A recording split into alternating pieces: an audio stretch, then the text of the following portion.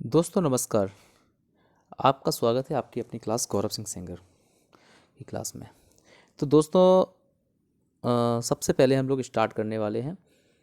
जिस प्रकार से हमने कल जैन धर्म के बारे में बताया था, जो पिछली क्लास में बताया था जैन धर्म के बारे में, तो आज की क्लास में हम बताएंगे कि बौद्ध धर्म, इनके संस्थापक और इनके गौतम बुद्ध के बारे में कुछ महत्वपूर्ण बिंदु जो आपके एक तो नॉलेज बढ़ाने में काम आएंगे और जितने भी एग्जाम होते हैं उनमें आपको हेल्प होगी। ठीक है, चलो अब स्टार्ट करते हैं। और स्टार्ट करने से पहले आपसे रिक्वेस्ट है कि आप इस चैनल को सब्सक्राइब करें, शेयर करें और लाइक ज़रूर करें, और जो भी कमियां लगें वो आप कमेंट सेक्शन में आप ज़रूर डालें।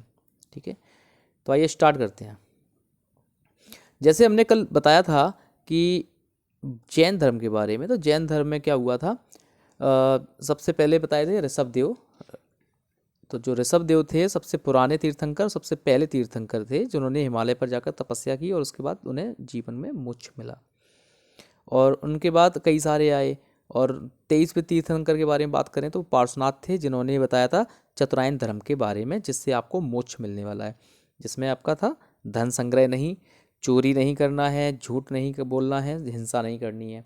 ये था पार्श्वनाथ का। पर महावीर स्वामी जब आए थे तो वो 24वें तीर्थंकर और अंतिम तीर्थंकर बने थे।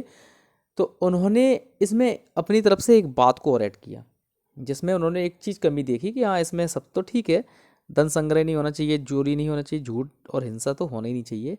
तो इसके अलावा उन्होंने एक शब्द को जोड़ा, उसका नाम था ब्रह्मचर्य। तो ब्रह्मचर्य जोड़ने के बाद इस धर्म को चतुरायन से उन्होंने पंचायन धर्म बना दिया। ठीक, जो इसका पालन करेगा, जो इसका पालन करेगा वो मुझ को पाएगा। मुझ मतलब कैवल्य, कैवल्य मतलब ज्ञान, ज्ञान मतलब बोध, एक ही बात है। और महावीर स्वामी के बारे में कुछ बताया था। उनके पिता सिद्धार्थ थे, माता त्रिशला थी, भाई नंदीवर्धन था, पत्नी यशोधा थी, बेटी प्रियदर्शनी थी, अनज्ञा भी बोलते थे, दामाद जमाली था। 30 वर्ष की उम्र में उन्होंने अपना राजशाही त्याग कर दिया था। उन्हें जाम्बिक ग्राम में साल वृक्ष के नीचे रजपालका नदी तट पर ज्ञान मिला था। 12 साल तक तप किया था। याद रखना, 30 साल की उम्र में निकले थे घर छोड़ के। ठीक है, जब इनको ज्ञान मिला तब इन्हें जिन कहा गया। जिन मतलब, और निग्रोध भी कहलाए। निग्रोध मतलब सारे संसारी बंधनों से मुक्ति। और उन्होंने पहला उपदेश दिया था राजगीर में और अंतिम उपदेश दिया था पावापुरी में। इनकी जो भाषा थी वो अर्धमागधी थी, जिसे प्राकृत भाषा भी बोलते हैं। अब इसमें 14 पूर्वा, आगम, अंग, उपांग, ये इनके जैसे धर्म की किताबें थी ना, उसी में थी। तो 14 पूर्वा में क्या है, महावीर स्वामी की किताब थी। आगम, अंग, उपांग, इनकी भी रचना हुई थी आगे, जब इनकी जैन संगीति हुई थी तभी भी, तब इनका निर्माण हुआ था।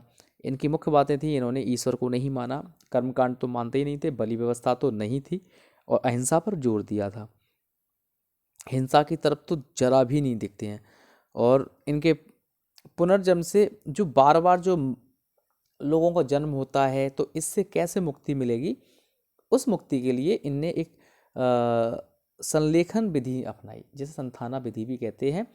इस विधि में अपनी इस आत्मा को इतना तड़पाया जाता है, इतना तड़पाया जाता है कि आत्मा दोबारा जन्म लेने का नाम नहीं लेगी। ठीक है, और इनकी फिर बताते हैं मुख्य बातें हैं जो बहुत रिपीट जल्दी जल्दी कर रहे हैं। इनके पहले से थे जामाली, जो इनके दामाद थे, और दूसरी, और जो महिला बोला जाएगा कि महिला कौन थी पहली, उसका नाम था चंपा।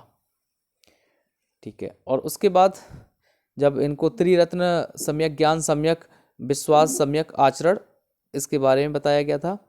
और फिर 468 ईसा पूर्व में पावापुरी में संलेखन विधि से कैवल या निर्वाण या मोक्ष प्राप्त हुआ।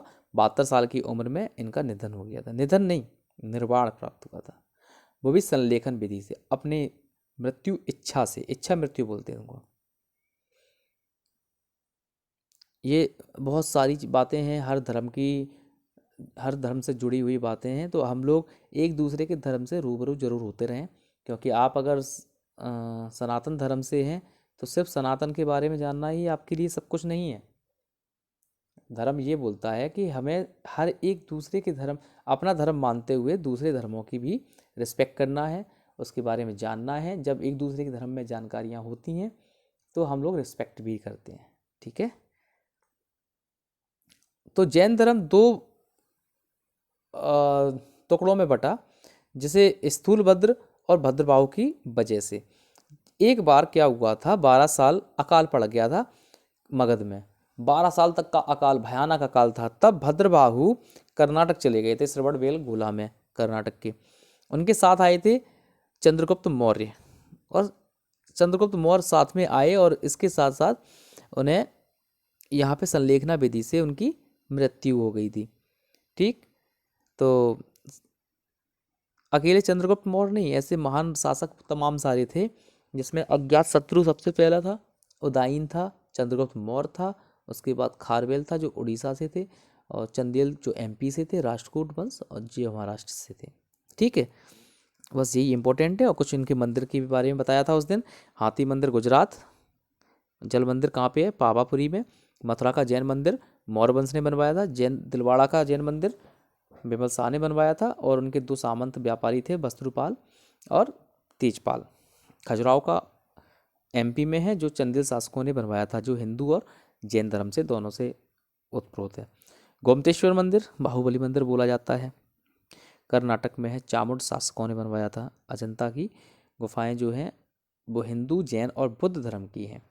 ठीक है दोस्तों, अब आते हैं हम लोग अपने महत्वपूर्ण बिंदु, बौद्ध धर्म। तो बौद्ध धर्म के बारे में जब आप बताते हैं तो सबने कहानी सुनी होगी चन्ना और सिद्धार्थ वाली। सबने कहानी सुनी होगी शुद्धोधन के एक पुत्र थे, सिद्धार्थ और देवदत्त के बारे में, जो उन्होंने एक सारस को या हंस को मार के गिराया था। ये कहानी तो आप लोगों ने सबने सुनी होगी, है कि ना। तो ये सारी कहानियाँ आपने सुनी होंगी। तो अब आगे की इनकी महत्वपूर्ण बातें बताते हैं जो आपको फायदेमंद होंगी। गौतम बुद्ध संस्थापक थे बौद्ध धर्म के। कोई आपको ऐसा लगता होगा कि ये जानबूझ के नहीं निकलते थे कि हमें बस जाना है, निकलना है, और धार्मिक उपदेश देने के बाद हम संत बन जाएं। ऐसा कुछ नहीं है, ये हर किसी के बस की बात भी नहीं है। तो अब इनके बारे में कुछ बातें बताते हैं। गौतम बुद्ध का जब जन्म हुआ था तो ये महान वहाँ के राजा थे शुद्धोधन। तो शुद्धोधन के जब पुत्र पैदा होते थे राजा महाराजाओं के, तो कोई ना कोई संत जरूर आता था भिक्षा मांगने के लिए या नामकरण करने के लिए। तो उस टाइम जब कोई संत आया और इनके बारे में जब जन्म कुंडली या उनके बारे में कुछ बताया, तो उन्होंने ये बोला था कि ये आपका पुत्र बहुत बड़ा ज्ञानी होगा, ये राजपाट सब कुछ छोड़ देगा। तो शुद्धोधन को बहुत चिंता हुई कि अगर ऐसा हुआ तो इतना बड़ा राज्य सब छूट जाएगा, तो कैसे क्या चलेगा, क्या ही होगा। शुद्धोधन ने एक तरकीब अपनाई, किसी प्रकार का दुख, उन्हें पता है कि संत आदमी कब बनता है, या तो बहुत ज़्यादा दुख होगा या बहुत बातें उनसे जुड़ी हुई मिलेगी, या कोई दीन दुखी लोग मिलेंगे, तो हो सकता है उनके ज्ञान प्राप्ति हो जाए तो लोग छोड़ छाड़ के चले जाएं। तो इस सोच को रखते हुए उन्होंने सिद्धार्थ को इस प्रकार पाला कि सारी सुविधाएं महल में थीं। जब सारी सुविधाएं महल में होंगी तो ओबियसली वो कहीं भटकेंगे नहीं। जैसे कोई दिखता था कि बीमार इंसान है, उसको वहाँ से हटा दिया गया, कोई बुजुर्ग होने वाले हैं उनको वहाँ से हटा दिया। वहाँ सिर्फ यंग एज और मतलब इतना सारा था कि इंसान को लगेगा नहीं कि हमें ये सब करना है। इतनी मतलब आप समझ सकते हैं कि इतनी ऐशो आराम थी कि उनको तो जरा भी नहीं लगना चाहिए था कि हमें ये सब छोड़ के जाना चाहिए। पर जिस इंसान को ज्ञान प्राप्त होता है उसके लिए ये सारी चीज़, भौतिक बात की सारी चीज़ व्यर्थ होती हैं। ये कुछ लोग आप में से भी ऐसे ही हैं जिन लोगों को सारी चीज़ व्यर्थ लगती होंगी। तो हुआ क्या,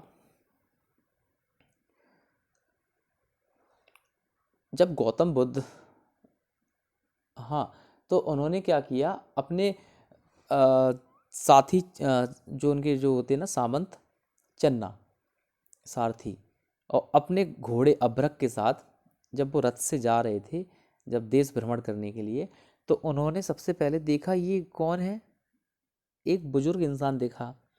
उन्होंने कहा ये सब क्या है। उन्हें ये सब जो इंसान पैदा होते हैं उनकी एक उम्र आती है, ढल जाते हैं जब, अच्छा थोड़े आगे चलते हैं तो उन्हें वो इंसान एक अर्थी निकलती हुई दिखाई देती है, तो वो कहते हैं ये क्या हुआ। उन्हें कि जब उम्र ढल जाती है और उम्र पूरी हो जाती है तो फिर इंसान का अंतिम समय आ जाता है, और जब इंसान मर जाता है तो उसको फिर लोग उनकी अंत्येष्टि करने के लिए चले जाते हैं। मतलब इंसान का जन्म होता है तो वो मरना निश्चित है। ठीक है, उनका मन बेचैन हो उठा सिद्धार्थ जी का। अब उनको चैन ना आए, और भी ऐसी कहानी निकलती आई, और आगे चलते हुए जब वो घर आते हैं तो उनको बेचैनी की वजह से ठीक नहीं लगा, और अपनी 29 वर्ष की अवस्था से उन्होंने अपने घर को त्याग दिया। ये है इनकी कहानी। तो आइए, इससे पहले इनके पिता कौन थे, मौसी कौन थी, माँ कौन थी, ये सारी बातें हम लोग एक दूसरे से पहले इनसे रूबरू हो जाएं, उसके बाद आगे बढ़ते हैं।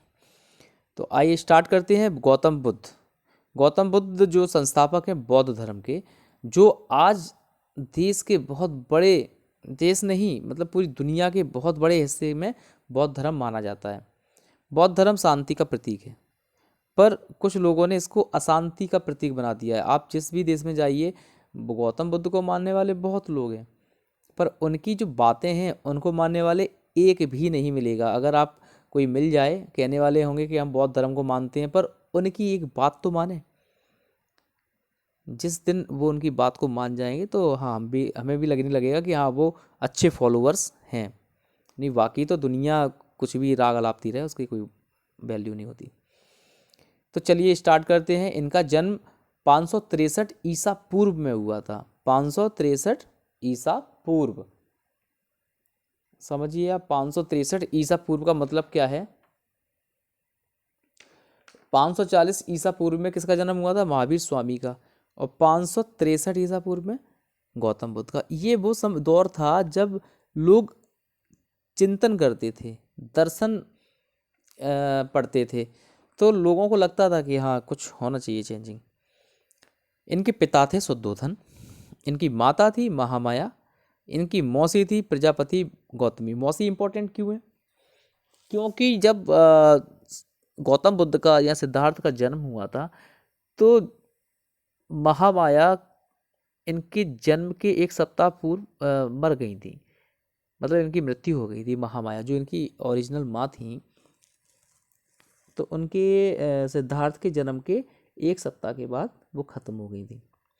तो इनका फिर इनकी शादी, इनके पिता की शादी मौसी से करा दी गई। ऐसा तो आजकल अपने यहाँ सब जगह होता है कि जब कम उम्र में उनकी किसी की माँ की डेथ हो जाती है तो उनके बच्चों को पालने के लिए उनकी साली या फिर उनकी ऐसी शादी करा दी जाती है, और क्योंकि उनके बच्चे अच्छी तरीके से पाले जा सकें, क्योंकि माँ के बाद मौसी का दर्जा बहुत बड़ा होता है। ठीक है, फिर प्रजापति गौतमी इनकी मौसी थी। इन्होंने इनको बहुत अच्छी तरीके से पाला पोसा था। इनकी पत्नी का नाम था यशोधरा, और महावीर स्वामी की पत्नी का नाम क्या था, यशोदा। कंफ्यूज मत हो जाना, यशोदा उनकी थी, यशोधरा सिद्धार्थ की हैं। और इनके पुत्र का नाम है राहुल। ठीक, पुत्र का नाम है राहुल। 29 वर्ष की अवस्था में इन्होंने अपने त्याग दिया था घर को। अब जब इन्होंने घर त्यागा तो आप समझिए कि आप जब घर त्यागेंगे तो आपको सबसे पहले किसकी जरूरत होगी, निकले तो आप ज्ञान के लिए हैं, कोई पैसे कमाने के लिए तो निकले नहीं है। तो इन्होंने क्या किया, सबसे पहले इन्हें जो संत मिले थे उनका नाम था अलार कलाम। उन्होंने सिखाया था इन्हें सांख्य दर्शन। ठीक है, अलार कलाम जिन्होंने सिखाया था इन्हें सांख्य दर्शन। तो सांख्य दर्शन, और उसके बाद जब ये सीख चुके थे, इसके बाद जिन्हें योग सीखने के लिए रुद्रक राम के साथ इन्होंने योग सीखा। फिर सारनाथ में मृगदाव वन में कई साल तक तपस्या की थी। सारनाथ के मृगदाव वन में कई साल तक तपस्या करी, और जब तपस्या करी तो कुछ नहीं हुआ। फिर जब गया गए गया तो वहाँ पर इनको पीपल के पेड़ के नीचे, जब गया आपने सुना होगा, गया जी बिहार में है। और बोध गया इसलिए कहा गया क्योंकि इनको यहाँ बोध हुआ था। बोध का मतलब ज्ञान प्राप्त हुआ था, इसलिए इसको बोध गया कहते हैं। पूर्णिमा के दिन बोध हुआ था, इसलिए इसे बुद्ध पूर्णिमा कहते हैं। बहुत इंपॉर्टेंट बातें हैं दोस्तों, आप इसको एक बार अच्छे से चिंतन मनन करें। हो सकते है आप कोशिश ये करें कि आप अपना नोट्स बनाते जाएं, इससे आपसे नुकसान नहीं होने वाला, आप फ़ायदे ही होंगे। और अगर आपकी उम्र छोटी है, जो हमारे स्कूल के स्टूडेंट वो पढ़ रहे हैं, तो उनको बहुत बेहतरीन फ़ायदा होने वाले हैं। और जो भाई हमारी उम्र के हैं, जो कोई एग्ज़ाम देने की बात नहीं कर रहे हैं, पर अगर वो पढ़ रहे हैं तो उनकी नॉलेज बहुत अच्छी हो जाएगी और अच्छा लगेगा उनको पढ़ने के बाद, कॉन्फिडेंस लेवल भी हाई होगा। ठीक है दोस्तों। और तो फिर उनकी बुद्ध पूर्णिमा कहलाया गया। बैसाख मतलब अप्रैल मई के टाइम में इनकी पहली जो पूर्णिमा आती है, बैसाख के महीने में पहली पूर्णिमा आती है, उसी को बुद्ध पूर्णिमा कहते हैं। ठीक है। और इनको ज्ञान मिला था निरंजना नदी के नीचे किनारे, पीपल वृक्ष के नीचे। और अपने महावीर स्वामी जी को कहाँ पे मिला था? जाम्बिक ग्राम में साल वृक्ष के नीचे मिला था। और नदी कौन सी थी? ऋजुपाल का नदी। इन्हें 12 साल तक तप करना पड़ा था, जबकि बुद्ध को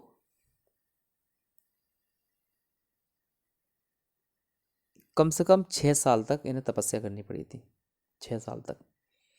आपने सुना होगा जब वो तपस्या कर रहे थे, जब वो तपस्या कर रहे थे तो सारनाथ में तो कई साल तक तपस्या करते रहे। तो एक औरत आप आई थी, उस लेडी का नाम था क्या नाम था उसका? सुजाता। उस लेडीज का नाम था सुजाता। तब वो उनके पास आई, उन्होंने उनको खीर खिलाई थी। और खीर खिला के बोली थी कि महाराज, बीड़ा के तार को इतना मत खींचिए कि वो टूट जाए, और बीड़ा के तार को इतना भी धीमे ना बजाएं कि उसकी कोई आवाज़ भी ना आए। तो ये बात उनको समझ में आई। बीड़ा के तार मतलब आप शरीर को इतना मत तानिए, तो अपनी तपस्या को इतना मत तानिए कि आपके प्राण निकल जाएं, उससे कोई फ़ायदे नहीं होने वाले। बीड़ा के अगर तार टूट जाएंगे तो कोई धुन नहीं निकलने वाली। फिर उन्होंने उनको खीर खिलाई। खीर खिलाने के बाद उन्हें वो फिर गया गए। फिर जब गया गए तो वहीं पे बैठकर उन्होंने ज्ञान प्राप्त हुआ। तो जैसे ही ज्ञान प्राप्त होता है तो सबसे पहले वो सारनाथ गए अपने दोस्तों के पास। सारनाथ दोस्तों के पास गए, जिनके साथ वो अपने साथ निकाल के ले आए थे 4-5 दोस्त, जिनमें सबसे मुख्य दोस्त या फिर उनका चेला बोलूँ या फिर उनका शिष्य बोलूँ, उसका नाम था आनंद। सबसे पहले उसके पास बैठे। फिर उन्होंने अपने उपदेश, सबसे पहला उपदेश कहाँ दिया था? सारनाथ में, जो कि आपकी यूपी में है। ठीक है, बहुत इंपॉर्टेंट बात है। फिर इसके बाद वो जाते हैं श्रावस्ती। श्रावस्ती उस समय कौशल प्रदेश बोला जाता था, कौशल प्रदेश में देने गए थे श्रावस्ती में। ठीक है। अब यहाँ यहीं अब देखो, इन्होंने एक बहुत इंपॉर्टेंट बात लिखी है, यही उंगलीमाल डकैत मिला था। उंगलीमाल की कहानी सुनी होगी। उंगलीमाल क्या करता था?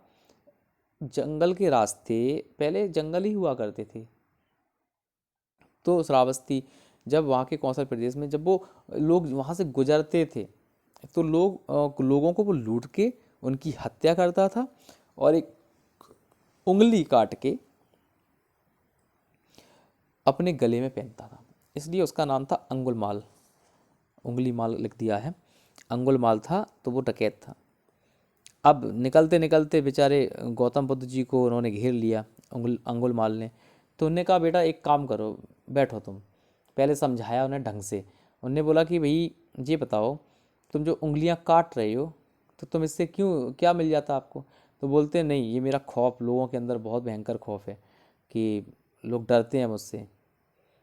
तो गौतम बुद्ध बोले कि ये तुम्हारी सोच है कि लोग तुमसे डरते हैं, लेकिन आप ये सोचिए कि तुम इतना लोगों से डरने लगे हो कि डर की वजह से दिन में ना निकल के रात में निकलने लगे हो, छुप के फिरते हो, जंगल में घूमते फिरते हो, तो तुमने, अगर तुम ये सब ना करते तो कम से कम दुनिया के साथ तो होते। आज तुम उन पूरी दुनिया से कटकर अलग चल रहे हो, और ये सारे काम अच्छे नहीं है। तुम किसी की उंगली काट रहे हो, उससे किसी के अंदर खौफ नहीं होता, वो तो मर गया, लेकिन तुम अपने मन को खुशी कर रहे हो कि हम सामने वाले के अंदर खौफ घुसेड़ रहे हैं। ऐसा कुछ नहीं है। तो ये बात उनको समझ में आई। अंगुलमाल ने उसी दिन से उनके साथ हो लिया। जब उनके साथ हो लिए तो फिर गौतम बुद्ध ने सबसे पहले उसको उन्हीं के घर पर भेजा था जिनकी उसने उंगली काटी थी, कि लाओ माई भिक्षाम देई। तो हमने अब भिक्षा दे दो, हम वही हैं जिसने तुम्हारे बाबा की उंगली काटी थी, या तुम्हारे पिताजी की, या तुम्हारे पति की, या तुम्हारी पत्नी की उंगली काट की थी, वो गले में डाले थे। तो ये सारी बातें हैं, ये थोड़ी मजाक की बात है। तो ये सारी बातों को उन्होंने समझाया। तो ऐसे एक नहीं, उन्होंने लाखों लोगों को समझाया था। गौतम बुद्ध खुद में एक भगवान है।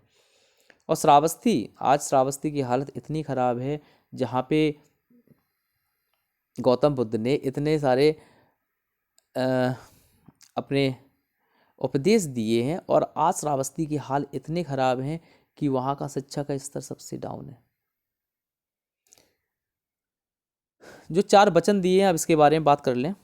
4 वचन जो दिए हैं, ये संसार दुखों से भरा हुआ है, पहला। दूसरा, दुख का कोई ना कोई तो कारण है। तीसरा, सबसे बड़ा कारण इच्छा है। और चौथा, इच्छा नियंत्रण करना। अगर आपने इच्छा नियंत्रण कर ली तो फिर कोई कारण नहीं होगा, और जब कोई कारण नहीं होगा तो फिर इससे कोई दुख भी नहीं होगा, और जब दुख भी नहीं होगा तो आप संसार के सबसे सुखी प्राणी होंगे।